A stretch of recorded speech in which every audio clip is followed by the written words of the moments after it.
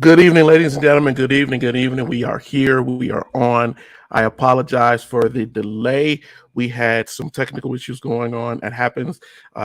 Internet and being what it is, and trying to get that fixed. However, we're here tonight. Welcome to the Erudition Network, Interactive Black History and Knowledge Session. I am your host, Eddie Phillips. We do this every Thursday night where we discuss Black history.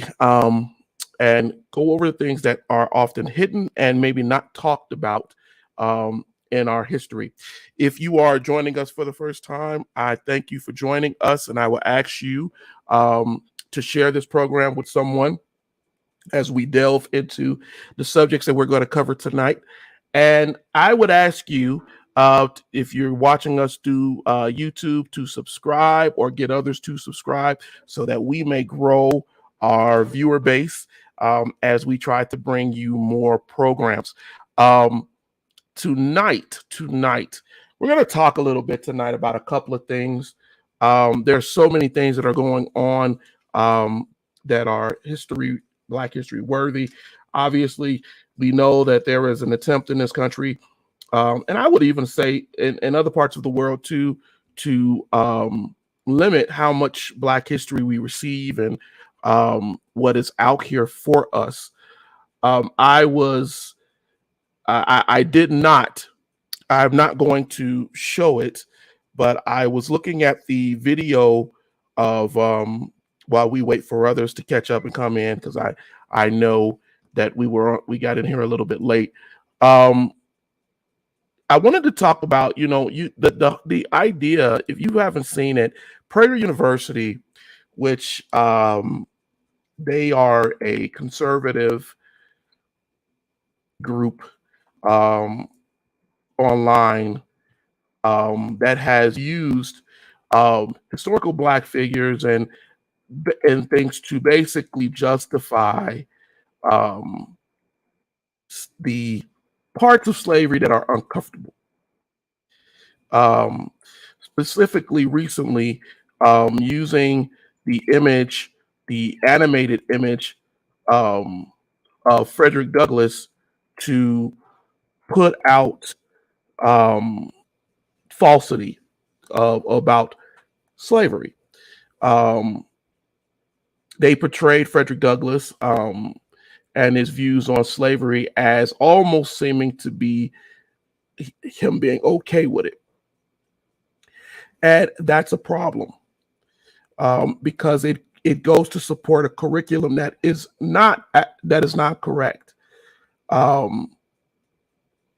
When you hear people use those old revisionist terms of necessary evil, necessary evil, or how people compromised, these are terms that have been used historically to downplay the savagery and brutality of slavery. And we can't ignore those things. Good evening, Sean Anthony. Good to see you. Thank you for joining us. If you're in here, if you're one of the people that are in here right now, hey, put out a shout out. Let me know you're here and you're watching. But getting back to what I was saying, the importance of history is starting to really, really resound with a lot of people out here, because you're starting to see misrepresentations, revisions, um, re-emphasizing non-factual things that have nothing to do um, with reality. When you create kids video, because that's what this was. Leo and Layla, they met Frederick Douglass, and how Frederick Douglass told them, or tried to downplay the horrors of slavery. Well, if you've read any of the many books that Frederick Douglass wrote, you know that that is lunacy. But because we're limiting what people can access in public, in school, it's not surprising that we're seeing all of this, right? I remember a couple of years ago when Trump was president, and they were talking about Frederick Douglass, saying that we've heard great things about him, as if Frederick Douglass was still around and writing and putting out books. So I wanted to discuss Douglass tonight a little bit. I wanted to cover a couple of things about him. Specifically, first, I want to talk about his pictures. Frederick Douglass is amazing to me, because if you look at Frederick Douglass, liked taking pictures. Well before the time of the camera that we use nowadays, Frederick Douglass went out of his way to take pictures and to be seen, because he understood that pictures were a way to communicate across time. And he went out of his way. If you look at his pictures from the time of him as a young man all the way to being an elderly older man, Douglass always showed up for the picture. He wanted to send a message. This is his words, to the ancestors across time. And I think he succeeded in that. When you watch, and I'm trying to, you saw me moving, I'm trying to share some of that. When you watch Douglass, or you see him in some of these pictures, it's hilarious, right? Because you watch it and you go, wow, this guy is trying to convey something. And I'm going to tell you what he was trying to convey, but I want you to see these pictures. I'm going to share some of them. Let's show the youngest one first.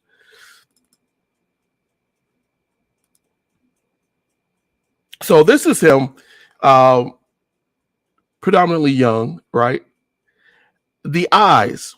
Douglass, unlike many people of that day who were uncomfortable with pictures, Douglass had no problem in showing you, right? He wanted you to see him a certain way.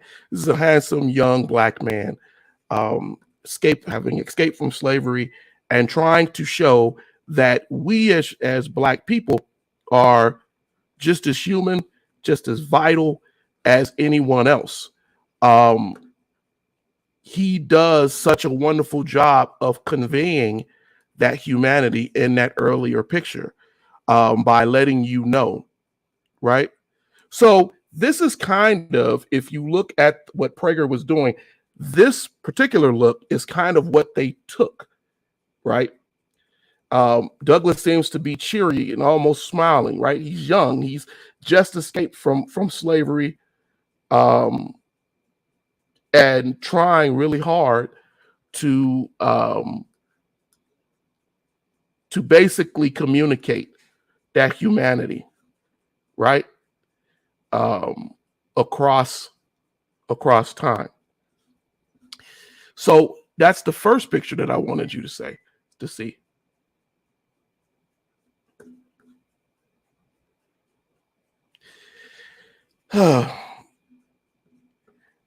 we need to understand something about Douglas. And looking at this comment, I'm not going to click this comment to show it. He wasn't trying to look white. He was trying to look inclusive at a time when blacks were seen as savages and nothing more than property. So when we make the ignorant statement that he was trying to look white, we neglect to understand, and we also showcase that we have not read his own words or read the words of those of his time, and how they try to represent themselves in public. He was one of the first Black African American Black people in public who wanted to make sure that his pictures and how he was seen represented us as other than a savage, right? So again, we need to understand that. That's the truthful, factual history of Frederick Douglass.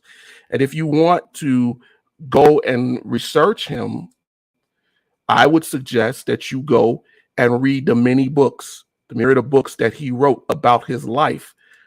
Get an understanding of who he is, other than what you say about so-called Black historians out here who say that he's their ancestor or whatever. Go read what this man actually wrote. Read his works, right? And read them fully. You know, we watched during the 4th of July that everybody seems to always go out and pull what is the slave, right? What is the 4th of July to the slave, and what to the slave is the 4th of July. And everybody reads that one part, that one line, and they never go further within the actual writing. Because if you actually went into the actual writing, you would also hear, this is how Prager got what they did, that he actually does say that the founding fathers, the people who created this country, whether they meant to or not, they made a promise. He was one of the first Blacks to hold it to the fact, to understand that they made a promise.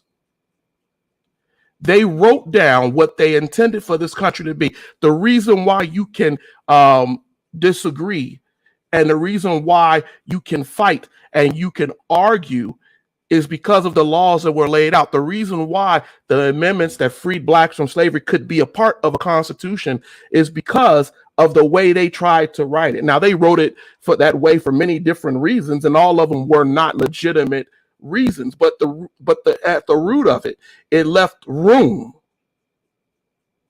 for us to be able to gain the freedom and do the things that we're doing.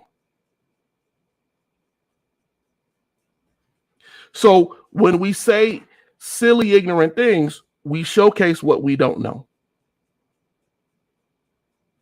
Right? So getting back to that, let's look at these other pictures, because I do believe that we have to talk about this as we look at this whole Prager University issue. All right, there's another picture, a little bit older, that I wanted to share with you all from Douglas. And if you look at this picture, it's different. It's different.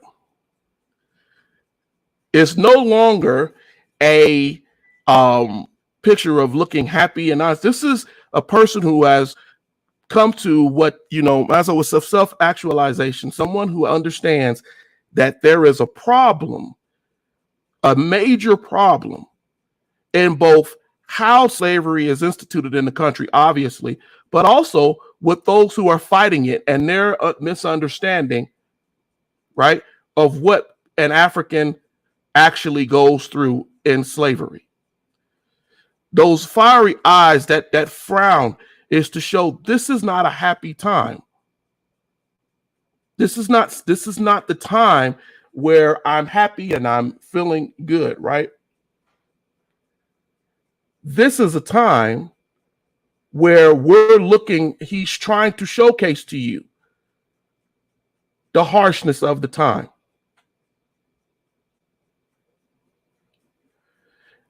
I don't think that anyone at that time, you can look through pictures of Blacks who were his contemporaries, and other than maybe Harriet Tubman, who also refused to showcase a smile, and people say, oh, she looked horrible, but wanted to show you, right, what was going on. I think that it's just important. It's so important that we see it this way.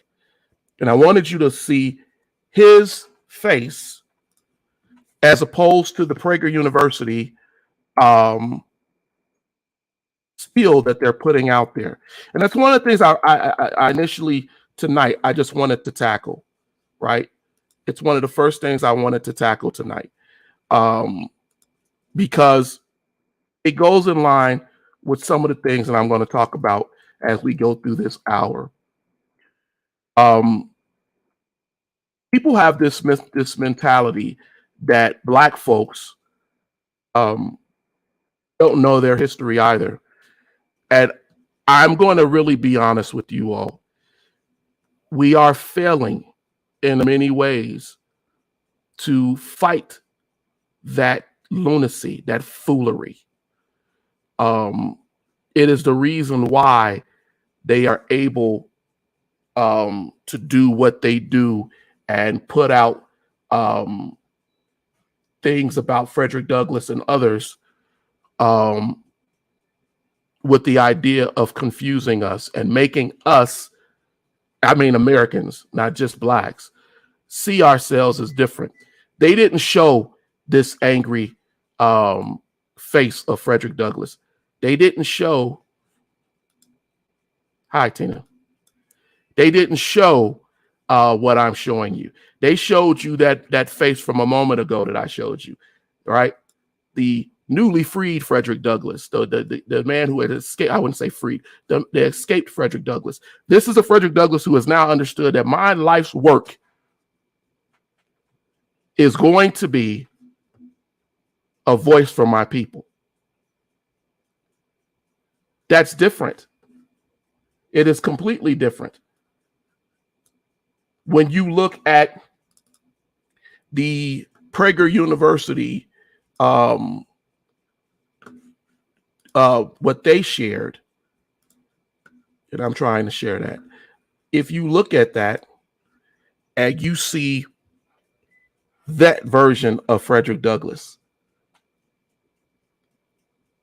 right, standing in front of a White House talking to white children as if everything would be normal and okay, and that slavery, look at me, I'm in a suit, I'm looking good, that's not reality. That is not the reality. Let's get to two more of these other pictures. An older Douglass. This Douglass is particularly interesting because this is during the time of the Civil War. And again, he is showing you through his pictures, which he wanted to show, he's showing you what he's thinking. There is no longer just anger in those eyes. There is a little bit of optimism. There's a little bit of, we may be able to change what our trajectory and what we're going towards. This is the Douglass who challenged Lincoln, the president of the United States. This is the Douglass who thought we could actually change and get Black African Americans free. He's not told not to smile in the picture, Tina. And I do tell you that some Blacks are told, and I do know that we are told not to smile. But I will give you the historical context of the fact that Frederick Douglass, every photo he took had a purpose. Photos like this were used in abolitionist papers, and they had a purpose. Even beyond what my words could say, it was to show you to give you an interpretation that I am no happy-go-lucky slave. I am no person who's just going along with this. There was optimism here as we came out of going through the Civil War into Reconstruction. It's not necessarily a mean look, but it is a focused look.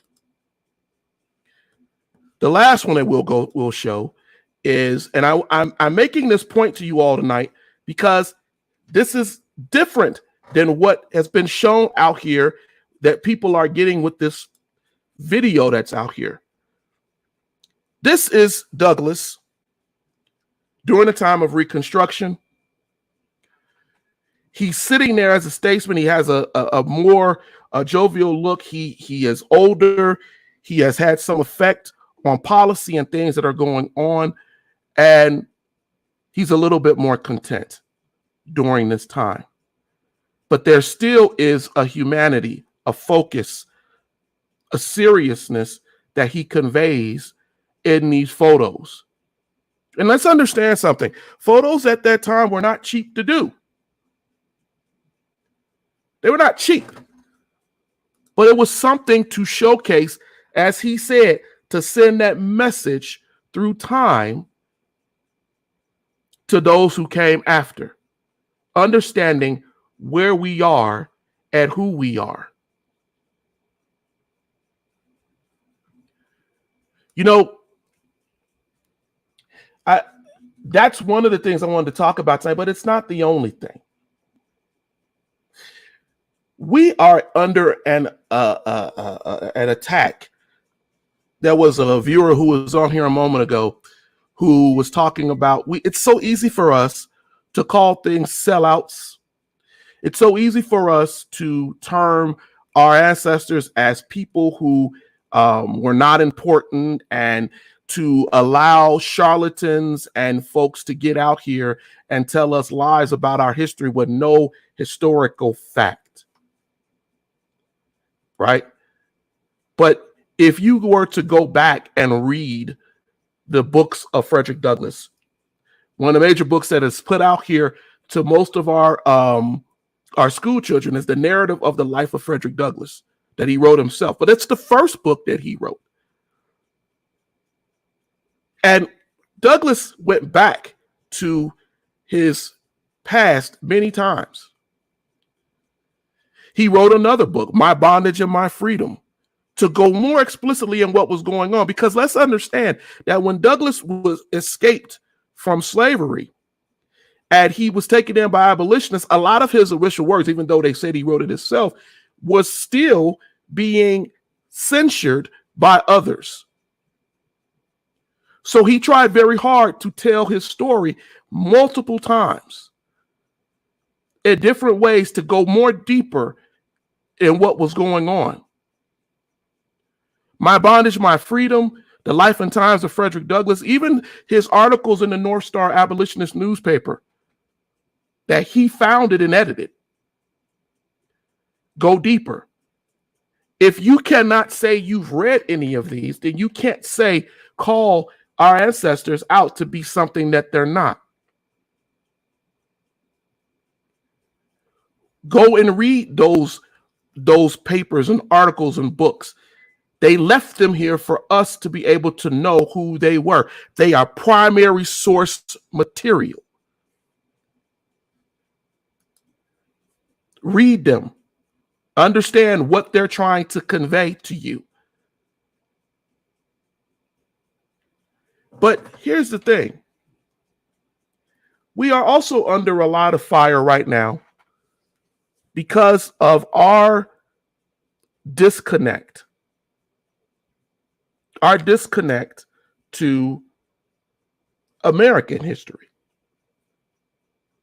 I recently had a conversation with a person talking about, because I've been doing study into indigenous and African influences in the country, and how they actually agree with each other. And the individual was basically telling me in a message that, well, here's the thing, Eddie. the indigenous were just as bad as the whites. They put us in slavery also. And when I asked the individual, well, where'd you get this from? Who told you this?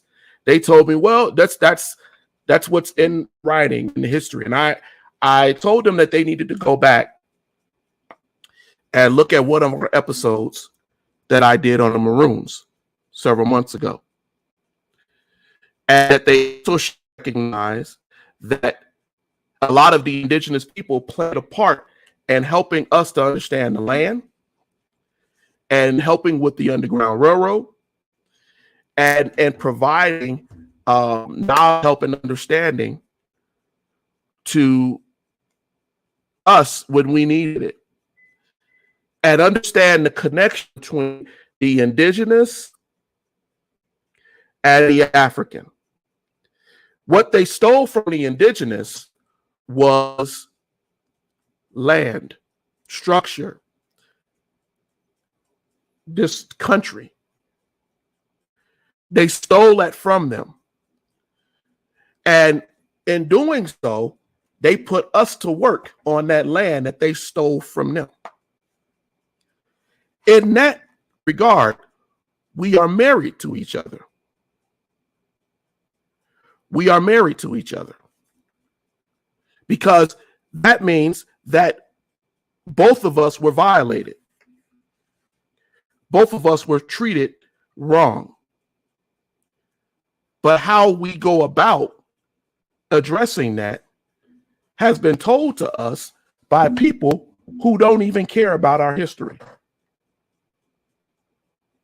It's been told and sold to us by historians and people who don't want a connection between the indigenous and the Black.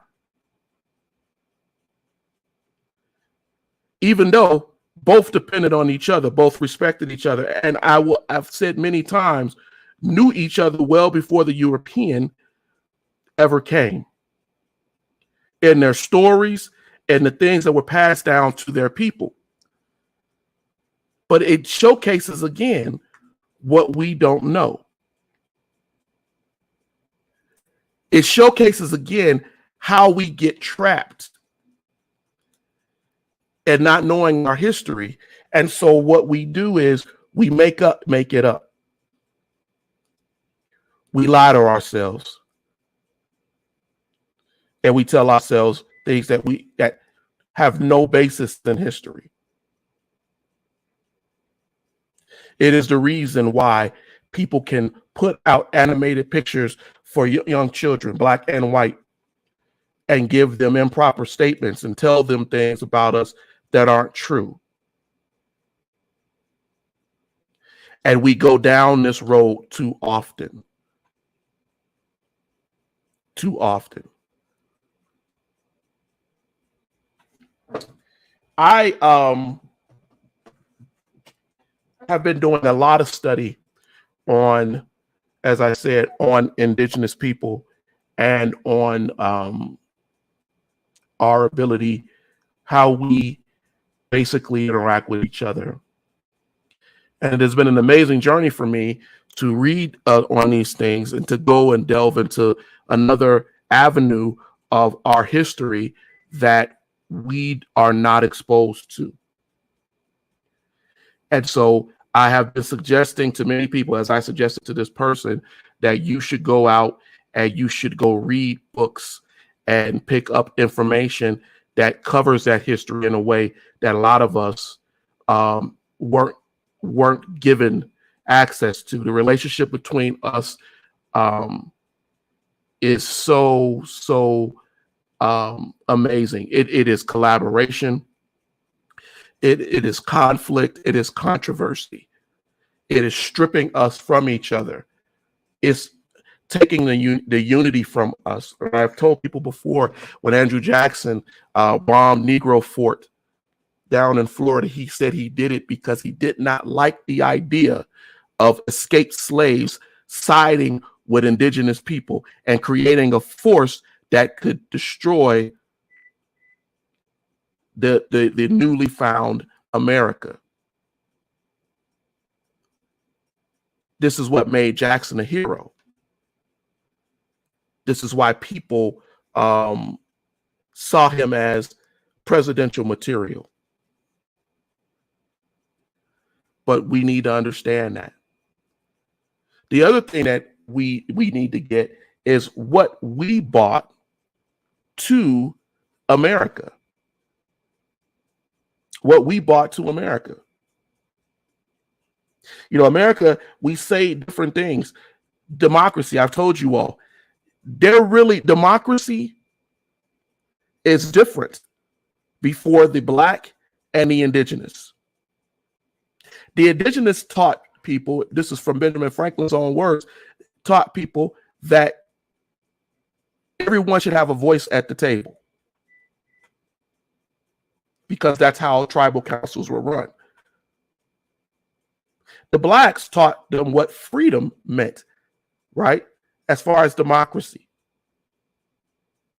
the idea of slavery, the knowledge of really what freedom meant, changed the idea of what America saw as a democracy. Were they hypocritical? Absolutely. Were they capitalist?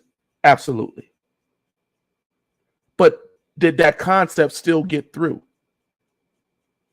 As when they expropriated the land of the indigenous people and they saw how they lived, that stayed with them. But also what stayed was the debt. It is why they paid reparations to the indigenous people. It's why they haven't paid reparations to the descendants of the African slave. Because what happened was that the forming of this country, the founding fathers created a debt. In their own words, they created a debt that they could not pay. They have been living with this debt. They have built it up. We talk about college debt. There's no greater debt than American debt. Because their liberal democracy, their desire to do what they did and to talk both ways, or with the forked tongue, as the Indians said, they made promises legally that they have not fulfilled. The labor, the theft of land, it has a cost. And now, as we go through what we're dealing with here, we're starting to see, right, that these costs are starting to come back.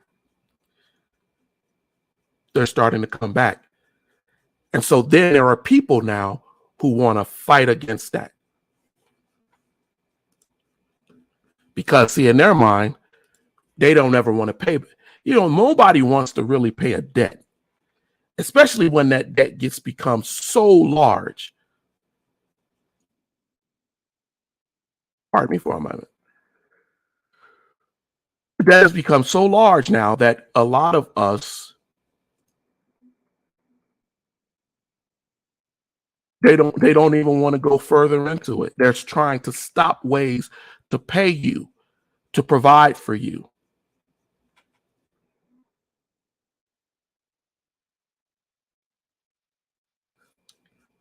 I watched a thing recently in regards to that. And ladies and gentlemen, the physics you on it, please, somebody can drop in. You can make a comment. We do not afford any abusive comments. We want to have a very open discussion, but we don't want to get to a point where we're being insulting or negative. We just want to be able to talk, ask questions, and interact. So please feel free to drop a question, comment. I haven't heard anything from you all other than Tina earlier and Sean Anthony. Leave a comment. If you are leaving comments and we're not seeing it, make sure you are on the Erudition Network's main Facebook page or you're on our YouTube page, and we will definitely see your comments. I also see that we're ramping, and I apologize for that. I'm still trying to figure out why we keep having this problem when we do the program, where we kind of drop in our internet, and trying to figure that out with you all. But I promise you, we will figure it out, because I hate that technical issues are affecting us in any kind of way. But that is the nature of the beast sometimes, but we will try to figure it out. But like I said, please leave a comment, drop any questions that you may have. I wanted to talk about the situation of debt. You know, there's a segue into something. Recently, a couple of days ago, I was looking at the issue that is going on with Black female venture capitalists. I saw the head, Ariane Simone, beautiful Black woman, on some news station. It escapes me which one it was on. It doesn't matter. But she was talking about the lawsuit that had been filed against them by Edward Bloom, Facebook user. Do you think we will see reparations in our lifetime? I think we can, in some form. I don't know if it will be financial reparations, but I do think that we can see it. And what I mean by that is that there will probably come a time. Hey, okay. Hey, John, good to see you, man. There will come a time where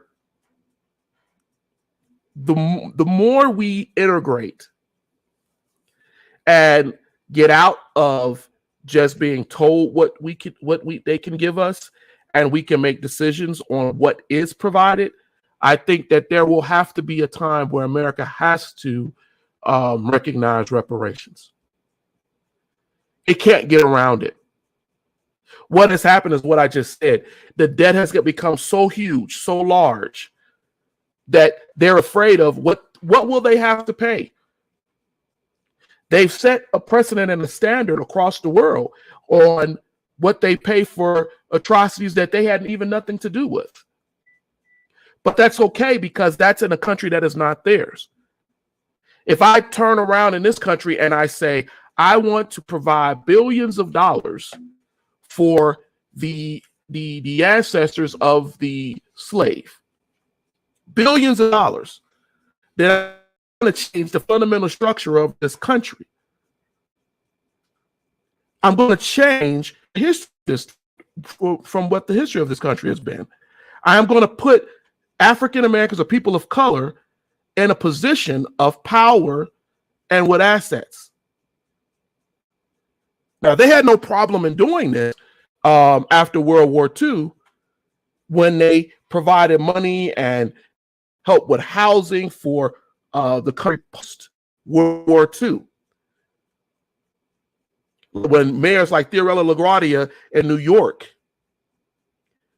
moved people out of New York, whites, into the suburbs, when they helped to finance their homes and their cars, yet they kept Black service members who had rights just as these other folks did, and they kept people of color in the inner city.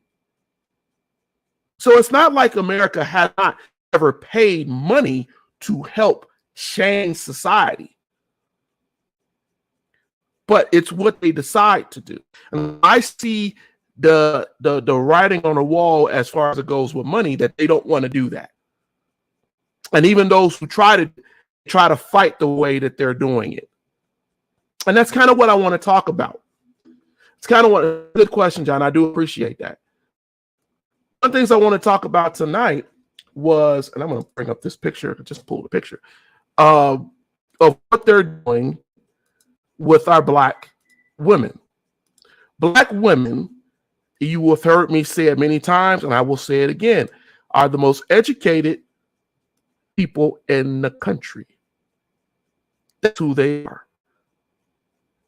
And they go to school, they get their degrees, they are the top entrepreneurs in the country. But this woman here, Ariane Simone, she's a partner in the head at the Fearless Fund. If you don't know what the Fearless Fund is, it is a group that finances through venture capitalism, right? It finances projects for Black people, particularly, I won't say Black people, people of color, because they have found that African-American women, even though they are the most educated, right? Even though they are the most educated, they make up less than 1%, right? 0.34% actually of the total venture capital spent in the United States. They cannot get the financing for a lot of the businesses that they want to open, even though they have the education, the wherewithal, everything to do it. So they started the Fearless Fund, as many other things that are out here too, right? To be able to answer that problem. But again, because of the debt and the mentality of America, this is now is under attack. Right? When you need to have a startup business, which will only help the economy, early stage businesses, we want to get your emerging company out there with the ideas that you have. People, particularly men, are able to go get that capital more than anyone else. And so the fund was started to help people of color, particularly women, to utilize the education that they've earned to get out of this college debt and to be able to grow business that will create jobs, which is what they tell us want, that will help the country.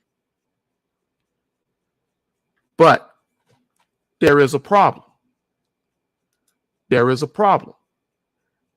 That picture was from was her responding to a lawsuit. The lawsuit has been filed by a man named Edward Blum. And if you don't know who Edward Blum is, you should, especially as it relates to Black history. Edward Blum is this demure white guy who says that he doesn't want to harm anybody. He just wants things fair across the board. That's what Edward Blum says. I'm going to show you a picture of him. There it is. He says he wants things to be free, be equal across the board. But Edward Blum goes out of his way to ignore history. He goes out of his way to ignore it. He is a conservative legal strategist and lawyer that goes in and he takes on cases that he feels will go up to the Supreme Court to become cases that are test cases to break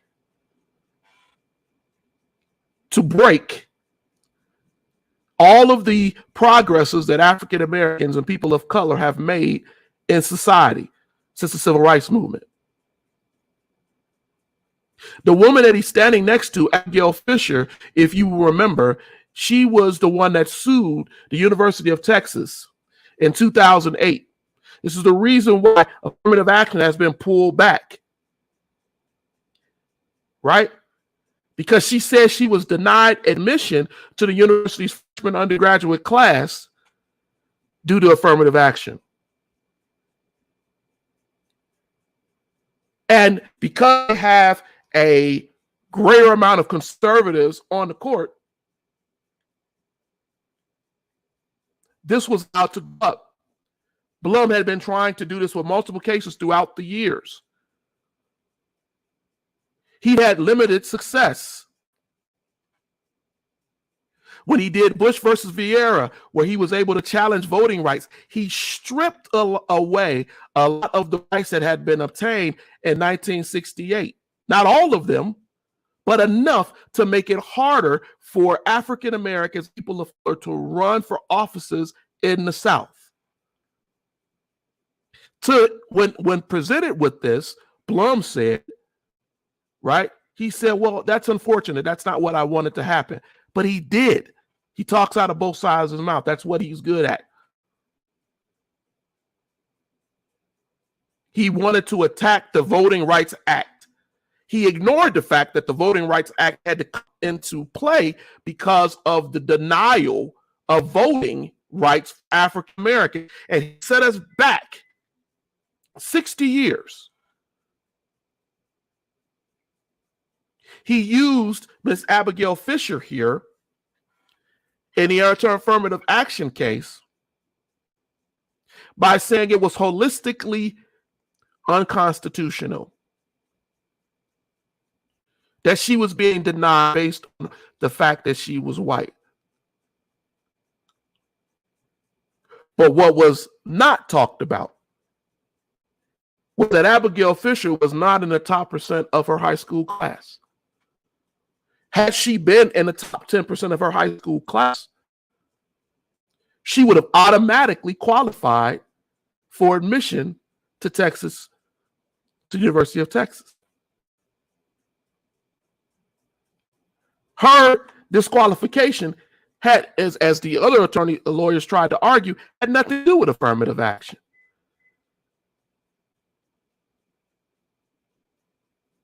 This is important because as we have more and more black people going, black and people of color going to college and going to study, they didn't remove the legacy systems. They didn't remove those people who could go to these colleges because mommy and daddy went, who just happened to be white because grandpa and granddad, everybody else went. Which sounds a lot like grandfather clauses that were used for voting rights back before the civil rights movement. Well, you could vote because your granddaddy was able to vote, or your grandfather or your father would, but you can't vote because you don't get an automatic vote. You got to earn that vote.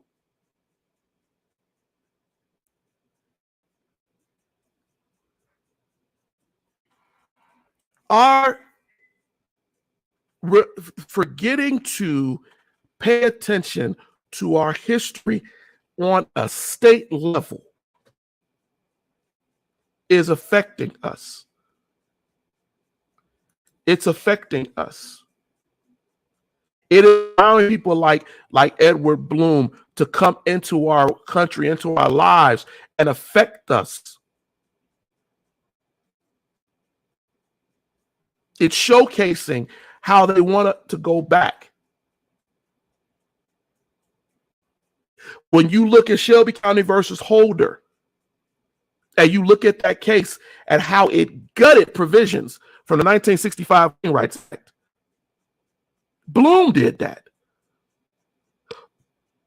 And now his conservative group is going after the Fearless Fund and other venture capitalist funds that will be able to support and help black people, particularly black women, to start businesses, to get ahead. And many of us were paying no attention to that.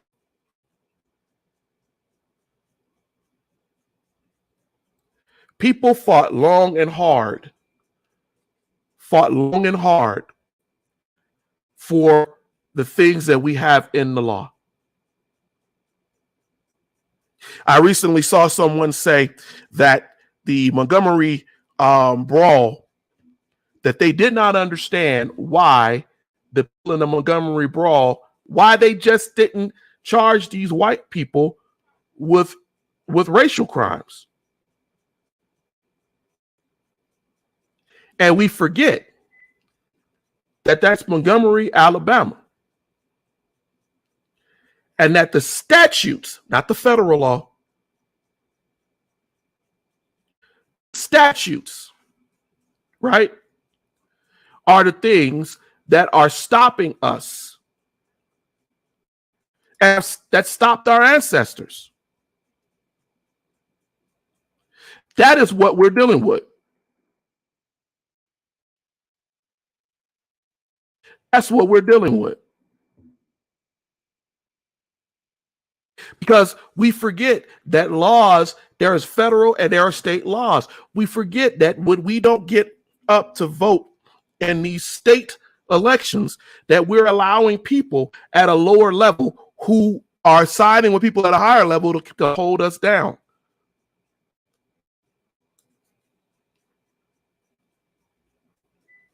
And that's our problem.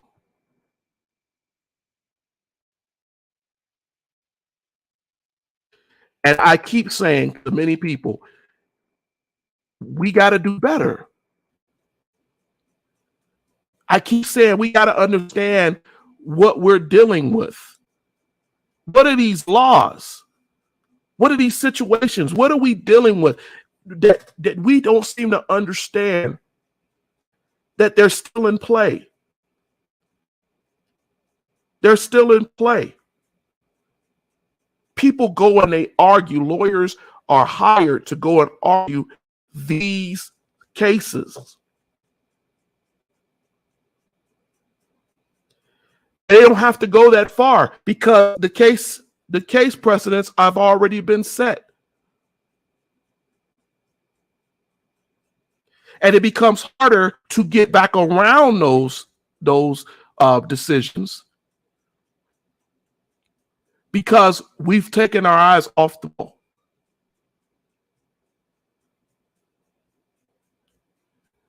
People learn. The reason why Brown versus Education was able to challenge Plessy versus Ferguson was because the racists took their eyes off the ball. You have to read the law and understand what is being done.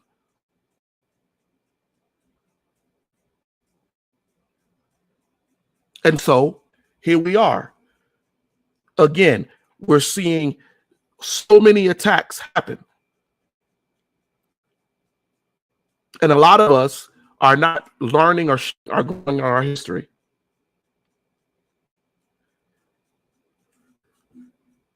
Good to see you, Pastor Reyes. I'm happy that you were able to be here. I think we got to do better. But I'm going to tell you, the venture capitalist case, Edward Blum is only one issue going on right now.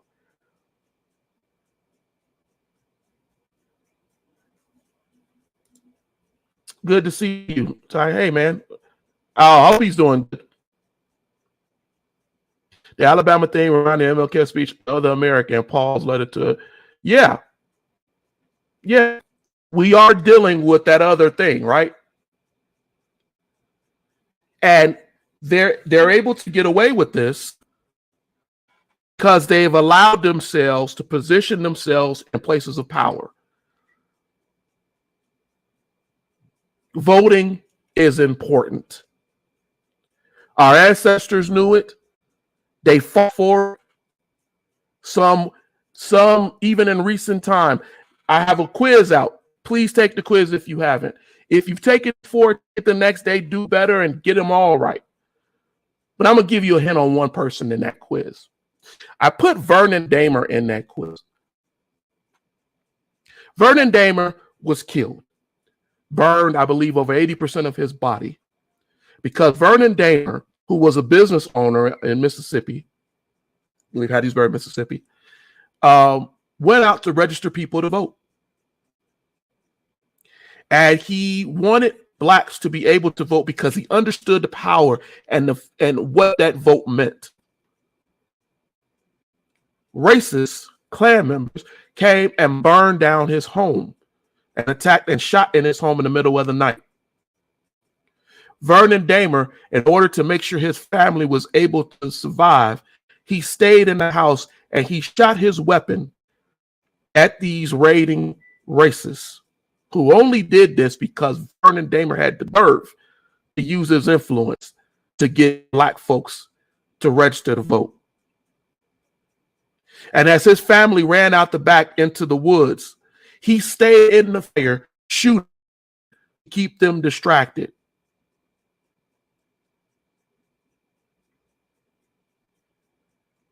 That man gave his life, his time with his family.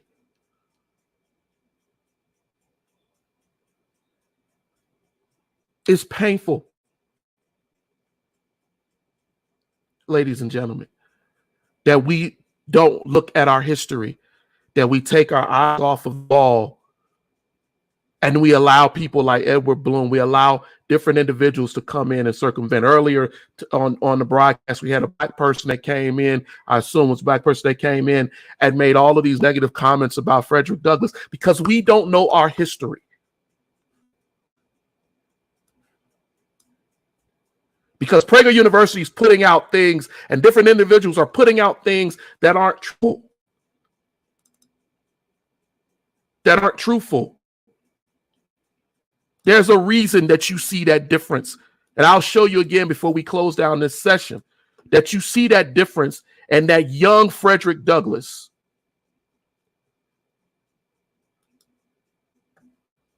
Right?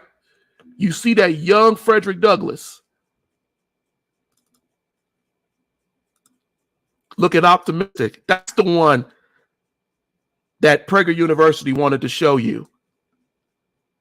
Escaped from slavery, optimistic, thinking that freedom was what he needed, but understanding also the need for a picture.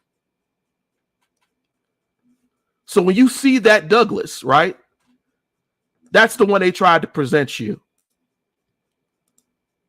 That's the one you see in that animated picture.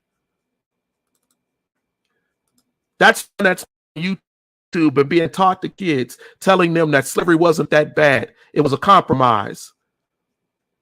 It was a necessary evil. That's the one they want you to see. What the one that they don't want you to see is that focused Douglass going out, starting his own newspaper, being an abolitionist, that focused look that he said he had to spend through time to show you that this was not a good time. That our people are suffering. There is a difference between those pictures that you see.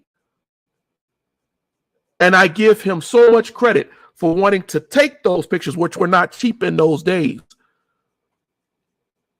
to showcase to you the determination, not just the anger, not just the ferocity in those eyes, but the fact to let you understand my writing and my visual. I want you to see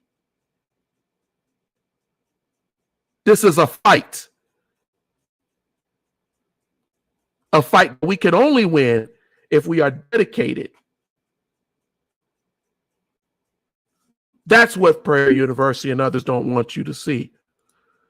That's why they don't want you to endeavor into your history.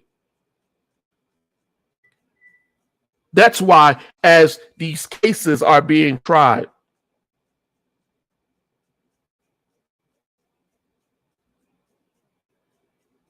people who had to walk and do everything that they could to go to school. Blum is thinking about that. The young lady, Abigail, she didn't think about that. And you know why she doesn't think about it? With that smile on her face as they walked out of the Supreme Court. You know why she didn't think about that as they stripped affirmative action? Because she felt victimized. Because she was told she couldn't go to a school. But she was probably never taught about James Meredith, right? She probably was never told about the cases in Arkansas, in Little Rock. She probably doesn't even know anything about any of that. You know why? Because we are not teaching our history. Well, James Meredith wanted to go to school. And then one of my things with James Meredith that always stands out to me is that when James Meredith, even after school in 1966, he went out to go do what he called a march against freedom. And they shot him. He didn't die, but somebody shot him. People have died and been shot and killed. Pay attention to these court cases. Pay attention to the things that you're seeing in the media. Pay attention to your history. Drop those questions. Ask those things. I have no problem. Erudition Network is designed for us to provide you where to go, what to look at. Not to convince you or condition you, but to open it up. The person that was on here earlier said, I won't even say this is name. Use a false historian, told them something about history that is easily disputed. Check your facts. If the person who's teaching you doesn't give you where to go, doesn't tell you where to get that knowledge, you might have a problem, because that means that they're going off of feeling and not source. If you don't know the life of Frederick Douglass, as that person obviously didn't, go read his books. Go read the firsthand sources. He didn't write just the autobiography of Frederick Douglass. He wrote many works. Go read it. If you want to know about the life of these people, Vernon Davis, James Meredith, right? Don't just stop your reading with Dr. King or Malcolm X. Go read about Fannie Lou Hamer. Go read about these people who did what they did to make things better for us. Share that history with your kids. Read it together. Just as we spend time learning and reading the gospel, we got to give credit to the people who have martyred for us. They martyred for us. And I know I'm about at my hour, but I want to make that very clear to everyone. You know, I created that new Faces quiz. It's not a fail quiz. One thing that I thank God for, my idea of quizzing is I'm going to give you a question so you can showcase what you don't know, because we all know something. And then I want you to learn. When you go take that quiz, right? I want you to learn who these people are. I want you to learn about a Constance Baker Motley. I want you to learn, right, about Alice Coachman, Rebecca Lee Crumpler. I want you to know who these names are to your history, why they are significant to you. I want you to know why you should know about Robert Smalls. As a person who serves in this military in this country, I appreciate and I'm in awe of what Robert Smalls did in his life. Go look these people up.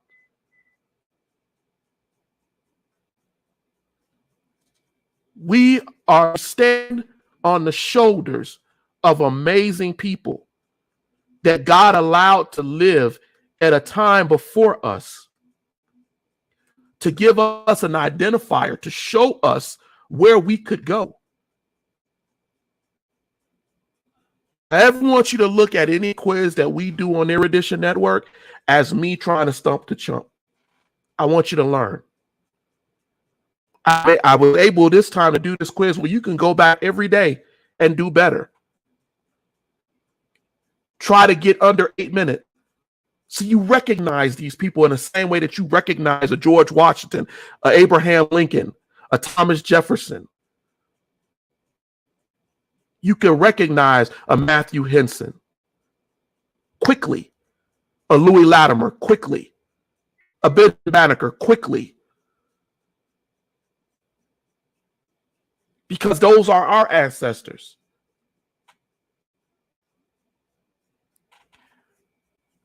I thank you all tonight. We had a lot to unpack tonight because I want us to understand. I'm doing so much reading right now into the indigenous and the African American here in this continent. History that is not, and research that is not necessarily given to us. But we need to understand, and it was hidden for a reason. So I'm going to put down here, my son just reminded me, I'm going to put down here the thing for this quiz. It's a good point to share this. Please feel free, if you have it, to go on there, do your best, try to get through it as best you can, and answer the questions as best you can.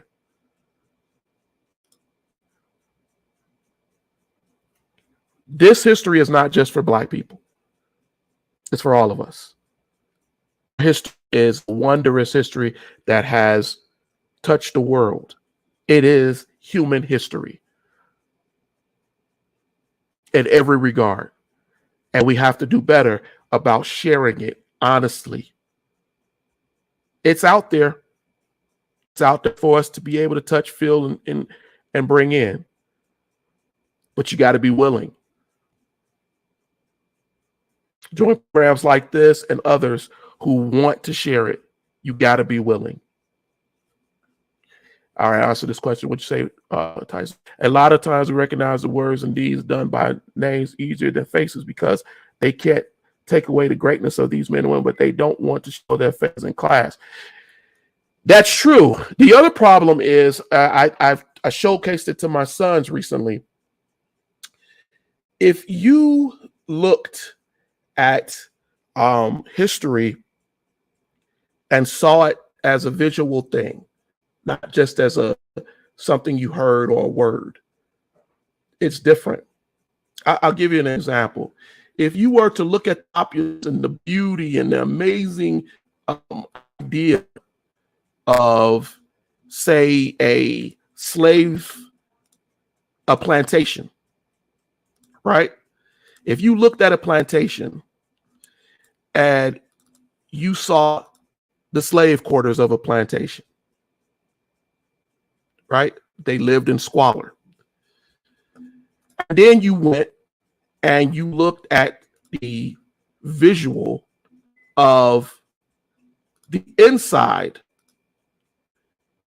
of what the whites were living in. It's day and night. It's day and night. Visual is so important. It's so important for us to know the faces of these folks. Watch my episode from last week as we talk about that. All right, ladies and gentlemen, I went for a little bit, but I'm glad that I did. I just really wanted to talk about these things. I thank you for joining us. I apologize again if I'm breaking up a little bit. We're really trying to figure out what's going on with this internet, but I never want to stop us from doing an episode of Erudition on any Thursday, Monday, or Wednesday. So we try to fight through it as best we can. Please take the quiz. If you want to be of help to Erudition, there's a Cash App there that twinkles at the bottom. Anything that you do will be greatly appreciated. It will help us with the production and things that we do on our cameras and mics. And I just bought a brand new camera recently to help out with the boys show. So it definitely goes back to helping with that. Oh, there it is. This was because of people's help and donations. We do appreciate anything that you can do. But thank you again for bearing with me tonight and staying with us. I hope you have a really great rest of your week. We have some other programs and things we're trying to get under the works for Erudition, trying to get those things kicked off to grow this network's influence and focus on the areas that I feel we definitely need it for our people. Oh, no. You should not be embarrassed at oh, let me tell you something. If that quiz, I said it when I made it. I try to make quizzes that are challenging even for me. I pull faces, and then I go and write who they are, and then I go check myself. So I test myself even before I do it. And anybody who's ever worked with me, you know that I'm good at trying to create something where we can learn. But if you got anything close or around 50% on that test, you're doing better than some historians are doing. Because I've had historians who have taken some of these tests and they don't know, because we get conditioned into not seeing the faces. And every Black History Month, somebody will put out a picture of that's what angered me a couple of years ago, a picture of like a Marcus Garvey with a name, Billy Joe Banks Bottom, the first man to make it drop, or the first man to get high. Those things are done on purpose to put face to something nefarious. And so faces matter. And that's part one. We'll do something coming up a couple of weeks from now where we'll do a part two. But I really wanted to focus on the women in this one to showcase how many of them played a huge part in our development in this country that we don't necessarily recognize. But no, nothing to be embarrassed. An outstanding job. Outstanding job. All right, ladies and gentlemen, let me get out of here. Have a good rest of your week, and we will see you next week. Have a good one.